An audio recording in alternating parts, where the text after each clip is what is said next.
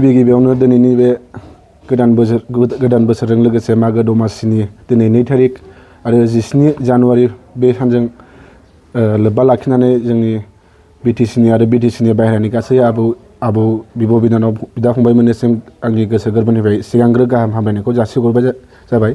आंनि दिनैनि बे खौरांनि गेजेरजों फोरमायनो गोसो जानायानो जादों जोंहा दिनै BSUनि बड'लेण्ड स्टुडेन्टस इउनियन बिनि दिनै फाउन्डेसन बे जोंहा बड'लेण्ड स्टुडेन्टस इउनियना 2023 मायथाइनि 17 जानुवारियाव दाजादोंमोन। गासै जोंनि बिटिसि हालामाव थानाय गासै समाजनि गासै जाथि जन'गोष्ठीखौ लानानै जोंनि बे BSUखौ जों दानाय जादोंमोन। जोंनिया आं BSUनि सासे स्टुडेन्ट जानानै आं बेखौनो गोसो गोरबोनिफ्राय गाहाम हामलायनाय जासिहरनो सानदों जे जोंनि दिनैनि बे BSU फाउन्डेसननि गेजेरजों जोंनि गासै BSUनि जायनाखि दैदेनगिरि बिथांमोन दं आदामोन आरो आंनि बिब' बिदा फंबायमोननिसिम बिथांमोना थारैनो मोजाङै दङ जानांगौ आरो आं बेखौनो उइस खालामो जे फैगोन समफोराव जाहाथे जोंनि BSUनि लानाय थांखिफोर बे थांखिफोरा गोथार गोसोजों आरो सैथोजों मोजाङै मोजां मावफुंजागोन।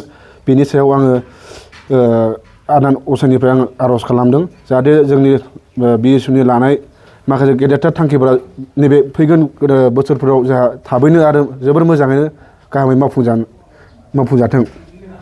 आरो बेजों लोगोसे जोंहा दिनै जानो थांगासिनो दं मोनसे गेदेरथार जायखौ बुङोबा जोंनि बर' हारिया दिनै मोनसे स्टेप दावखोदों जायखौ सुरु सजाय स्टेडियामाव गुवाहाटीयाव जोंहा मोनसे गेदेरथार बागुरुम्बा दोहौ मोसानाय बेखौ लानानै आं सासे बर' फिसा हिसाबै आं जोबोर गोग्गानाय मोन्दों आरो जोबोर एक्साइटेड जादों।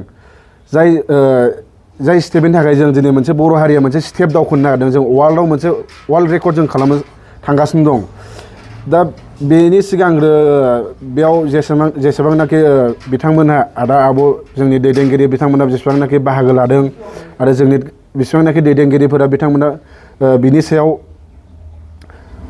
गोब्राब नाजानायनि गेजेरजों जों दिनै बेखौ मोननो हादों। बिथांमोननिसिम आं सासे बर' फरायसा एबा सासे बर' फिसा जानानै बिथांमोनखौ गोसो गोरबोनिफ्राय गाहाम हामलायनाय जासिहरदों।